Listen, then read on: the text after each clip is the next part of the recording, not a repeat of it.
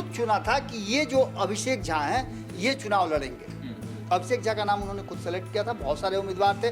और ये भी आपने उजागर किया कि इसके अलावे जो तिरहुत का चुनाव है उसको लेकर के भी भारत लाइव ने ही पहले बताया था कि आपको याद होगा कि आपको बता दें कि बहुत एनर्जेटिक भी हैं जी।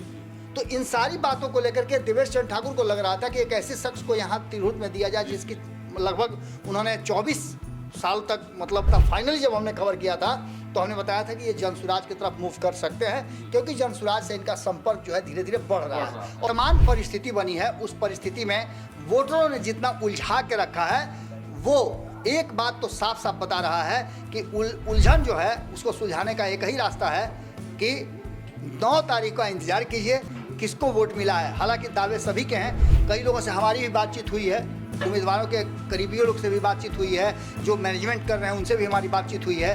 तो सबने लगभग यही बात कहा है कि जीत हार का दावा जो है हम जरूर कर रहे हैं, लेकिन लड़ाई बहुत कॉन्टेस्ट में है। खास करके ये लड़ाई जो है त्रिकोणीय जो हो गई है वो लड़ाई सबसे ज्यादा इंपॉर्टेंट है और इसमें ये कहना बड़ा मुश्किल है। नोरमा ग्रुप, जो सोचता है वो करता है, आपके अपने सपनों का आशियाना। नमस्कार, भारत लाइव देख रहे हैं आप और ये फाइनल पंच है। देखिए, लगातार हम बिहार की राजनीति से जुड़े हुए हर अपडेट आपको दे रहे हैं।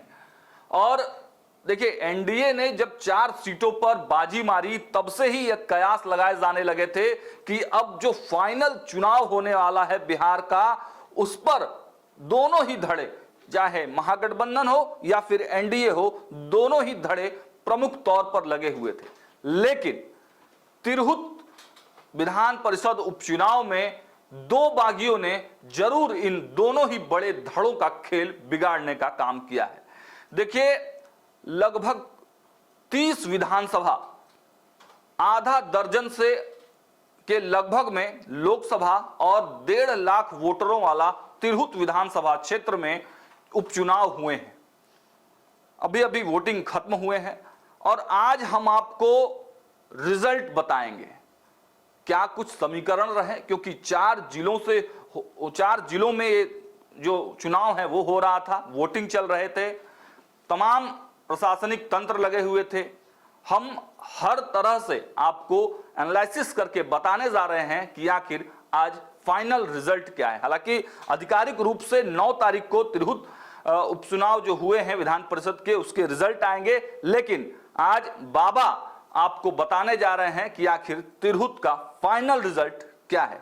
बाबा, तो बाबा से सीधे जुड़ेंगे।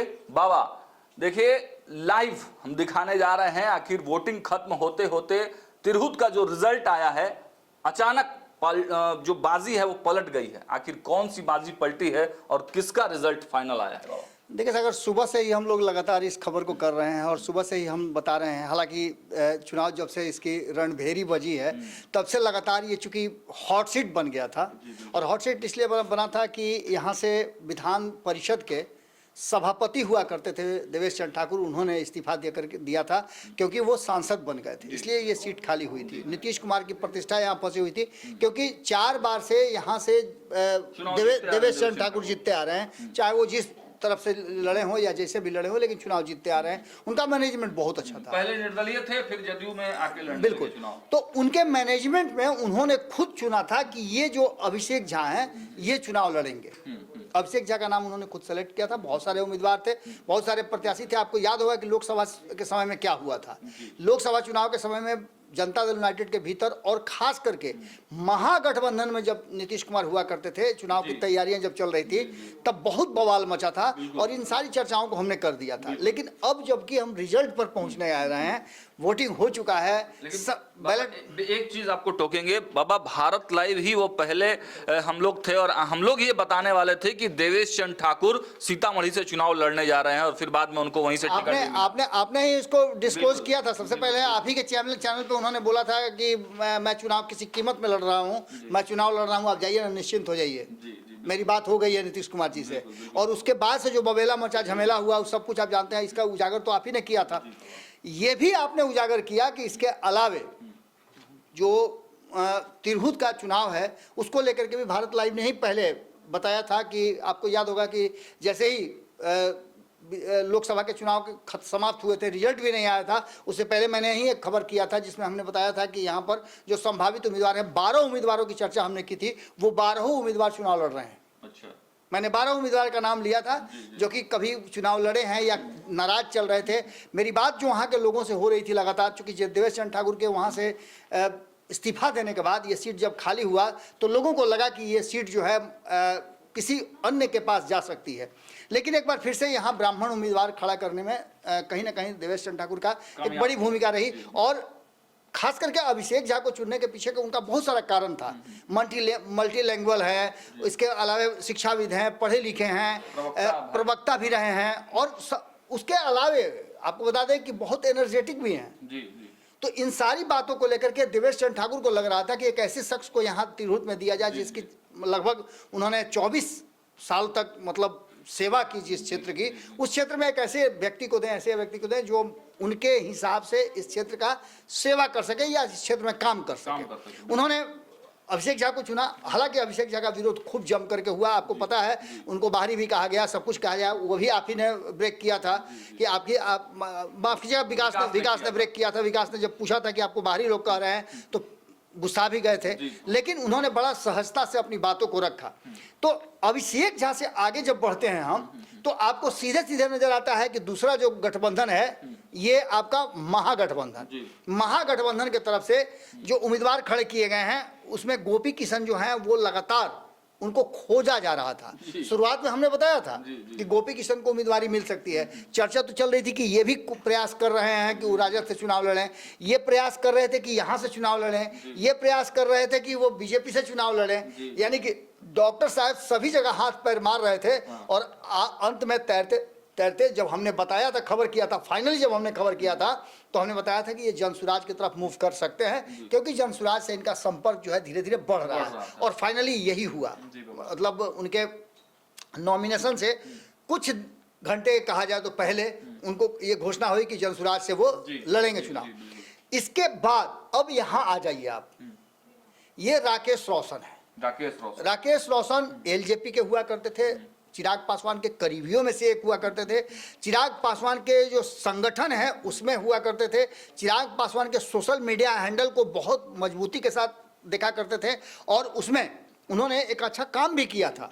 एक बड़े संगठन को इन्होंने बनाया था, जिस संगठन के दम पर इनका दावा है कि हम चुनाव जीत रहे हैं। वोटिंग हो चुकी है, जैसा कि हमने सुबह से ही बताया है कि सुबह से जो वोटिंग का ट्रेंड रहा है उसमें सुबह जब हम खबर कर रहे थे तो उस समय 5% के आसपास वोटिंग हुआ था। उस 5% वोटिंग के बाद जब दोपहर में हमने फिर से देखा तो इलेक्शन कमीशन का जो आया था आंकड़ा, उस आंकड़े के हिसाब से लगभग 17% के आसपास वोटिंग हुआ था दोपहर के 12 बजे तक। उसके बाद फिर 2 बजे जो रिपोर्ट आया उसमें लगभग 28% के आसपास वोट हुआ था। तभी हमने अंदाजा हो गया था कि ये 45 से 46%, 45 से 50 के बीच में रहेगा। और अंत में जो आंकड़ा आपने बताया कि 47% के आसपास वोट हुआ है, तो वोटिंग प्रतिशत कम नहीं रहा है। यानी कि 1.5 लाख वोटरों में से अगर 75-80 हज़ार लोगों ने वोट किया है तो ये चुनाव दिलचस्प जरूर हुआ है। सबसे बड़ी बात यह है कि इस चुनाव में किसे कितने वोट पड़े हैं, जो हमारे पास फीडबैक आ रहे हैं उसके हिसाब से प्रथम वरीयता के बाद अगर देखा जाए तो इसमें से सेकंड वरीयता वाले वोट में बंटवारा हुआ है। अच्छा, इसलिए कि जदयू से नाराज लोग अपने अपने हिसाब से, अपने जातीय समीकरण के हिसाब से हो या अन्य समीकरण के हिसाब से हो, अपने लोगों को खोज रहे थे कि हम किनको वोट दें। लेकिन निर्दलीय उम्मीदवार और जो भारतीय जनता पार्टी के टिकट नहीं लेने से नाराज चल रहे थे, चुनावी मैदान में थे, अंततः कई लोगों ने रात में मीटिंग करके, ये हम पहले ही बता चुके हैं कि कहा कि निर्दलीय उम्मीदवार में सबसे मजबूत लड़ाई लड़ रहे हैं राकेश रोशन, तो राकेश रोशन की तरफ स्विच किया जा सकता है। अब इस चुनाव में जो हम बार बार ये बता रहे हैं कि भले ही 17 उम्मीदवार हैं, 17 उम्मीदवार मैदान में हैं, वोटिंग प्रतिशत भी अच्छा है, लेकिन इन सब के बावजूद जो पिछली बार चुनाव हुई थी, मैं एक बार फिर से रिपीट कर दे रहा हूं, क्योंकि लोगों की होती क्या है ना कि शॉर्ट मेमोरी होती है, खास करके पॉलिटिशियंस की। वादा करते हैं कि हम ये कर देंगे, हम वो कर देंगे, और जब जीत जाते हैं तो उनको याद ही नहीं रहता है। 2020 में जो चुनाव हुआ था जिसमें देवेश चंद्र ठाकुर जीत करके आए थे, उसमें 16,000 से अधिक उनको वोट मिला था। उस 16,000 वोट में वो विजेता नहीं घोषित हो पा रहे थे। सेकंड वरीयता का जब मत गिना गया तब जाकर के वो जीत के लिए जो उनको 18,400 वोट चाहिए थे वो सेकंड वरीयता के आधार पर लिया गया, तब जाकर के 21,429 वोट उन्हें सेकंड वरीयता के हिसाब से जोड़ करके देखा गया, उनकी जीत हुई। दूसरे नंबर पे जो आरजेडी के मनीष मोहन थे वो लगभग 11,000 10,800 से ऊपर 11,000 के आसपास वोट लगे थे, यानी 20,000 से जीत हार का आंकड़ा तय हुआ था। इस बार यह आंकड़ा इतना लंबा नहीं जाने वाला है। अच्छा, आप एकदम इस बात को नोट कर लीजिए कि वोटों का डिवीजन जो हुआ है ना, वही मजबूर कर रहा है कि आखिर कौन जीत करके आएगा। आप देख लीजिए कि कौन जीतेगा ये कहना बड़ा मुश्किल है, और इस स्थिति को अगर देख लिया जाए तो वोटों के जो डिवीजन हुए हैं उस डिवीजन में जनसुराज के किसी भी आप लोगों से पूछिएगा, आपने तो कई लोगों से बात भी किया है, जनसुराज की तरफ पूछिएगा तो मालूम होगा कि जनसुराज रात में खेल कर दिया। पैसा भी पैसा भी पकड़ाया है, वो भी एक खेल हुआ है। सबसे ज्यादा कमजोर अगर कोई उम्मीदवार नजर आया है तो ये गोपी किशन नजर आए हैं। गोपी किशन के नजर आने के पीछे कारण था कि इनका श्रेष्ठ नेतृत्व इनके साथ खड़ा नजर नहीं आ रहा था। लेकिन क्या बाबा कैडर वोट जो है राजद का वो तो जरूर मिला होगा, महागठबंधन का जो कैडर वोट है। निश्चित रूप से देखिए, ये चूंकि इंटेलेक्चुअल वोट है, आप समझ सकते हैं बातों को। जो राष्ट्रीय जनता दल के वोटर हैं वो एकदम रूट के वोटर हैं, जमीनी वोटर हैं। वो सीधे तौर पे जानते हैं कि हमको वोट देना है राजद को बाय हुक एंड क्रूक, किसी भी तरह से हमको वोट देना है। तो वो एक अलग परिस्थिति होती है जो कि आम चुनाव में होती है या फिर असेंबली चुनाव में होती है। लेकिन ये जो वोट है वो किसी और तरह से इसमें वोटिंग होता है। इन सभी बातों को लेकर के एक बात तो साफ साफ नजर आती है कि कहीं ना कहीं ये पूरी कहानी अब इस बात पर आकर के टिक गई है कि वोटरों ने किस तरह का ट्रेंड अपनाया है और क्या कुछ किया है। अब इसमें सबसे बड़ी बात ये रही है कि हम चाहेंगे कि आप स्क्रॉल करके दिखाएं कि किस तरह से वोटर हैं जो आम चुनाव की तरह नहीं है बल्कि वोटरों की तरह नहीं। आपने देखा होगा कि यहाँ भी आपको लाइन नजर आया होगा, लेकिन वो लाइन नजर नहीं आएगा जो आम चुनाव में या फिर असेंबली चुनाव में आप देखते हैं। यहाँ इंटेलेक्चुअल वोटर हैं और देख लीजिए कि ग्रेजुएट चूंकि वोट करते हैं, तो ऐसी स्थिति में वोट का पैटर्न भी अलग है। वोट का पैटर्न ये है कि यहाँ पर प्रथम और द्वितीय वरीयता दी जाती है। ये सभी चीज़ें इस बात की तरफ इशारा करती है कि नंबर 1 वोट आपको अगर मिलता भी है तो उससे आप बहुत ज़्यादा आप खुश होने की जरूरत नहीं है, क्योंकि देवेश चंद्र ठाकुर को जब यहाँ 16,000 वोट मिले थे तब उनको 18,000 की जरूरत थी जीतने के लिए, और वो वोट उनके सेकंड वरीयता से पूरा हुई थी। तो यहाँ भी सेकंड वरीयता का जो वोटर है, हमारे संपादक नमन मिश्रा जी बार बार ये बात कह रहे थे कि फर्स्ट वरीयता आप जितना ले सकते हैं आप ले लीजिए, क्योंकि सेकंड वरीयता जो है वही फैसला करेगा कि इस बार तिरहुत का कौन विजेता होगा। और 1 साल का चूंकि समय है इसलिए जनता भी एक बार प्रयोग करेगी। प्रयोग निश्चित रूप से प्रयोग में आप समझ सकते हैं कि प्रयोग किस तरह का होता है। बाबा ये बताइए दर्शकों को कि क्या सेकंड वरीयता वाला जो वोट है, मान लीजिए कोई अभिषेक झा का ही कोर वोटर हो, अभिषेक झा को वोट करने पहला प्रेफरेंस गया हो, तो वो सेकंड वरीयता किसको करेगा, किसको उसको मतलब उसके जहन में कौन कौन सी बातें आ रही होंगी। सामने शेर खड़ा हो और खाई हो तो आप क्या करेंगे। निश्चित रूप से आप शेर के मुंह में नहीं जाना चाहेंगे क्योंकि वो तो खा ही जाएगा, लेकिन खाई में अगर गिर गए तो हाथे गोड़ ना टूटेगा, बच के निकलिएगा। देखिए, सरकार से जो लोग नाराज होंगे, मैं पहले बता चुका हूं कि उनके वोट जो सेकंड वरीयता के अगर मान लेते हैं कि अभिषेक आगे डाई हार्ट फैन है कोई, तो सेकंड वरीयता का वोट जब भी देंगे तो वो ऐसे उम्मीदवार को देंगे जो उम्मीदवार दूसरे नंबर पर जीतने के कगार पर लग रहा हो कि वो जीतेगा। क्योंकि आप देखे होंगे कि बहुत लोगों ने फोटो भी खींच करके लगाया फेसबुक पे, तो ये एक ट्रेंड चल गया है। और खास करके जब सेल्फी का मतलब जो आपका इशारा बाबा राकेश रोशन की तरफ है। देखिए, राकेश रोशन ही नहीं है, हम राकेश रोशन को ही क्यों कहें। जनसुराज में भी सबसे बड़ी बात कि जब लड़ाई 3 लोगों में बहुत मजबूत हो गई है तो उन 3 लोगों में, इसमें आप एक ब्रिजवासी की बात नहीं भुला सकते हैं। मुजफ्फरपुर से ब्रिजवासी की चर्चा खूब हो रही थी। ब्रिजवासी का जैसे कि एक वीडियो वायरल हो रहा है, रात में भावुक काफी वीडियो उन्होंने भेजा है, तो शिक्षकों में एक माहौल जरूर बना है उनके। चूंकि ग्रेजुएट है, शिक्षकों का ही वोट देने का है, तो ऐसी स्थिति में आप समझ सकते हैं कि एक झुकाव होगा, लेकिन जीतने की कगार पे वो नहीं है। अच्छा, वो कॉन्टेस्ट दे सकते हैं। वो इस जीत हार में जो लोग जीत हार में शामिल होंगे, जीतने वाले का कुछ वोट कम कर सकते हैं, हारने वाले का कुछ वोट घटा बढ़ा सकते हैं, यही कर सकते हैं। लेकिन जो लड़ाई चल रही है उसमें 3 लोग सामने नजर आ रहे हैं, और 3 लोगों में एक सबसे बड़ा गठबंधन जो है वो नहीं है। आपको याद होगा कि राकेश रोशन ने कहा भी था कि जब देवेश चंद्र ठाकुर जीते हैं तब उन्होंने एक डम्मी उम्मीदवार राष्ट्रीय जनता दल से खड़ा कराया है और उसके दम पर जीते हैं। जिस तरह का चुनावी अभियान था उसे देख करके आपको क्या लगा कि राष्ट्रीय जनता दल किसी भी तरह से इस चुनाव को जीतना चाहती है? नहीं, बिल्कुल नहीं, बिल्कुल उनके नहीं। नेता गायब थे, कोई प्रवक्ता बयान देने को तैयार नहीं था। तेजस्वी यादव पटना में बैठ करके और वहां प्रचार करने नहीं जा रहे हैं, एक दिन भी उनको जाना चाहिए था। तो बाबा, हमने अभिषेक झा के बारे में तो बात कर लिया कि उनकी जो सेकंड वरीयता का वोट है वो राकेश रोशन और आप कह रहे हैं कि जनसुराज की तरफ भी जा सकता है, लेकिन महागठबंधन की बात करें, महागठबंधन को जो कोर वोटर होंगे, जो प्रथम वरीयता का वोट महागठबंधन के प्रत्याशी को देंगे, उनका जो सेकंड वरीयता का वोट है वो किस तरफ टर्न हो सकता है? सिंपल सी बात है कि वो जदयू को तो जा नहीं रहा है, जदयू को नहीं जाएगा, निश्चित रूप से जदयू को नहीं जा रहा है, तो जनसुराज की तरफ भी नहीं जाएगा, क्योंकि आपको पता है कि जगताप बाबू ने क्या कहा है, जी प्रशांत पांडे, जी जी जी, तो वो वहां भी नहीं जा रहा है, तो फिर जा किसको रहा है? ये सबसे इंपॉर्टेंट बात है। राकेश रोशन तो के दो ही लोगों में डिवाइड होगा, एक या तो ब्रिजवासी में जाएगा या दूसरा फिर राकेश रोशन में राकेश जाएगा, रोशन में। यानी कि यहाँ भी एक स्टेप आगे जो है राकेश रोशन रहते हैं सेकंड वरीयता में। अब इन सारी परिस्थितियों को देख करके जो वोटरों से हमारी बातचीत हो रही है, विशेष बात तो तब होगी जब 11-12 बजे रात में संपादक नमन मिश्रा जी हमारे बातचीत करके जब फाइनल चारों जिला का रिपोर्ट मंगाएंगे और रिपोर्ट के आधार पर जो बातें होगी उसके आधार पर हम कल सुबह ही बता पाएंगे कि वास्तविक स्थिति क्या है। लेकिन एक बात तो पक्का समझ लीजिए कि इतने माने ये जो प्रबुद्ध वोटर है, वही मेरा सवाल था बाबा कि ये लाइन क्या आम चुनावों की तरह ये लाइन दिख रहा है? तो आप तो बाबा कई चुनाव इस तरह का देखे होंगे, क्या एमएलसी के चुनाव में इस तरह की लाइनें कभी लगते हुए आपने देखी है? इतना मतलब उत्साह है लोगों में।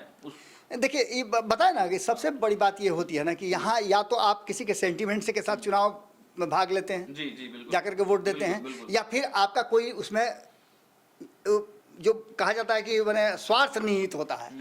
तो ये दोनों ही परिस्थितियां होती हैं। और तीसरा सबसे महत्वपूर्ण बात है कि आप ग्रेजुएट हैं, आप वोटर बन चुके हैं, तो आपका वोट देना कर्तव्य भी बनता है। हम लोगों ने अपील लगातार की है कि भाई आप अगर ग्रेजुएट हैं, उस क्षेत्र के रहने वाले हैं, तो अपने वोट का प्रयोग करके एक ऐसे उम्मीदवार को जिताइए जो आपके क्षेत्र का विकास कर सके। ये सारी परिस्थितियां एक बात की तरफ इशारा कर रही हैं कि कहीं ना कहीं जो वर्तमान परिस्थिति बनी है उस परिस्थिति में वोटरों ने जितना उलझा के रखा है, वो एक बात तो साफ साफ बता रहा है कि उलझन जो है उसको सुलझाने का एक ही रास्ता है कि 9 तारीख का इंतजार कीजिए किसको वोट मिला है। हालांकि दावे सभी के हैं, कई लोगों से हमारी भी बातचीत हुई है, उम्मीदवारों के करीबियों लोग से भी बातचीत हुई है, जो मैनेजमेंट कर रहे हैं उनसे भी हमारी बातचीत हुई है, तो सबने लगभग यही बात कहा है कि जीत हार का दावा जो है हम जरूर कर रहे हैं, लेकिन लड़ाई बहुत कॉन्टेस्ट में है।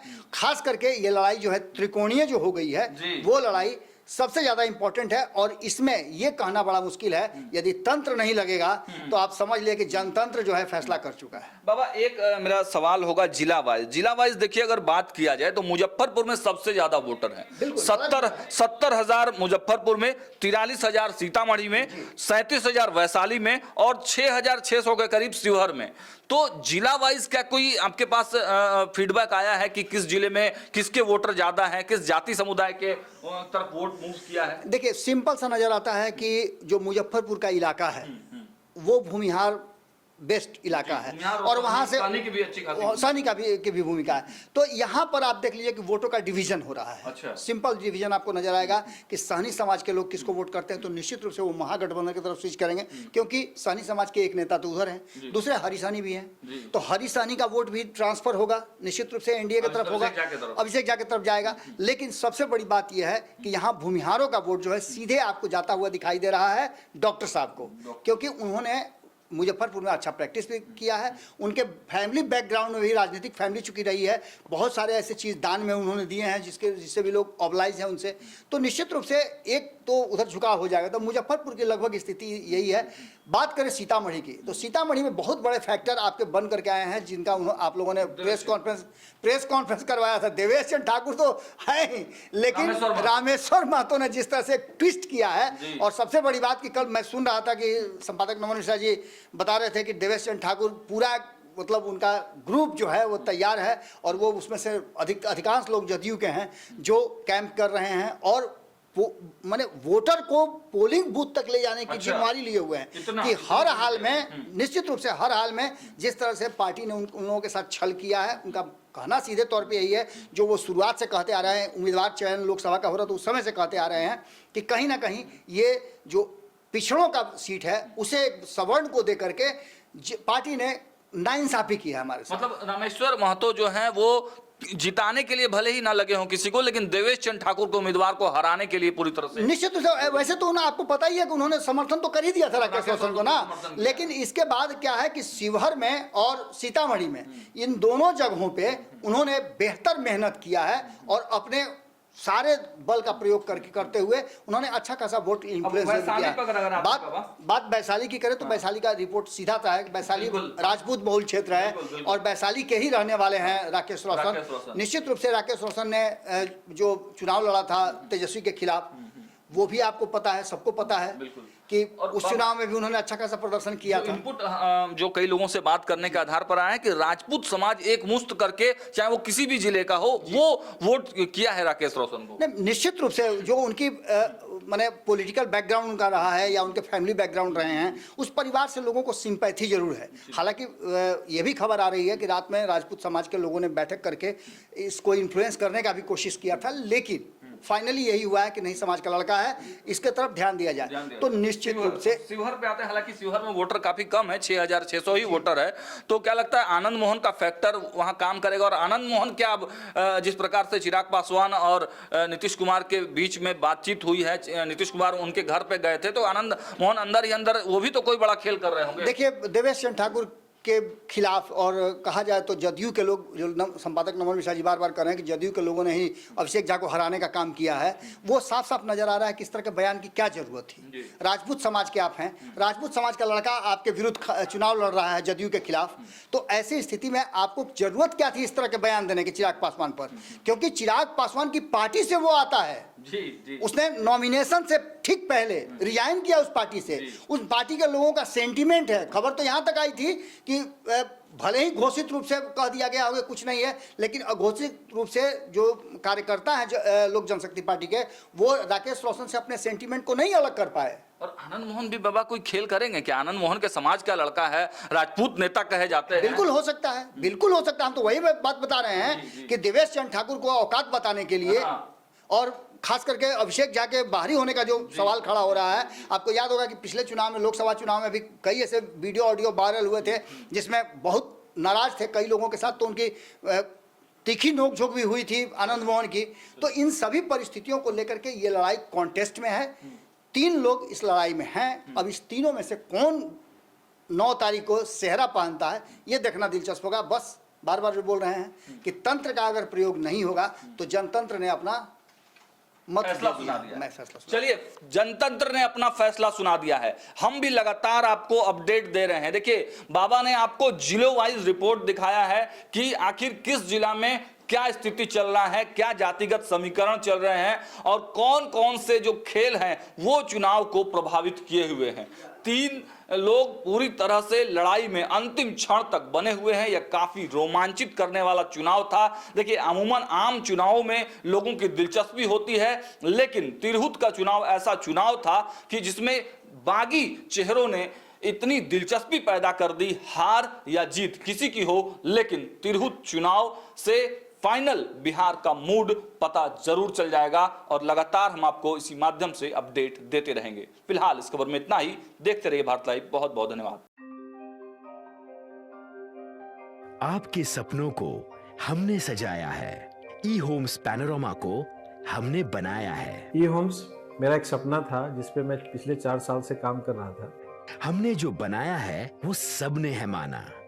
ई होम्स पैनोरामा में हो आपका भी आशियाना।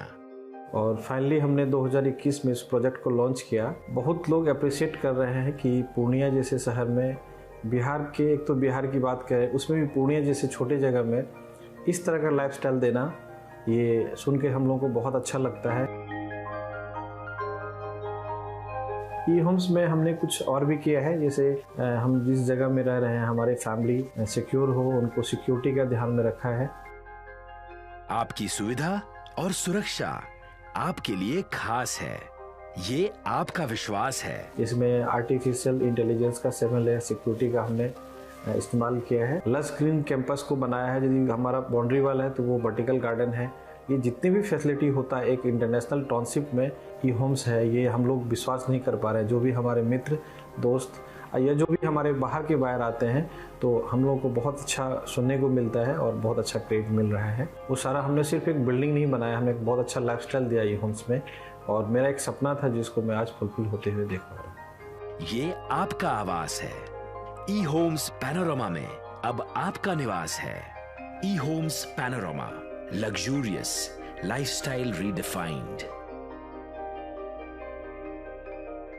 पनोरमा ग्रुप, जो सोचता है वो करता है।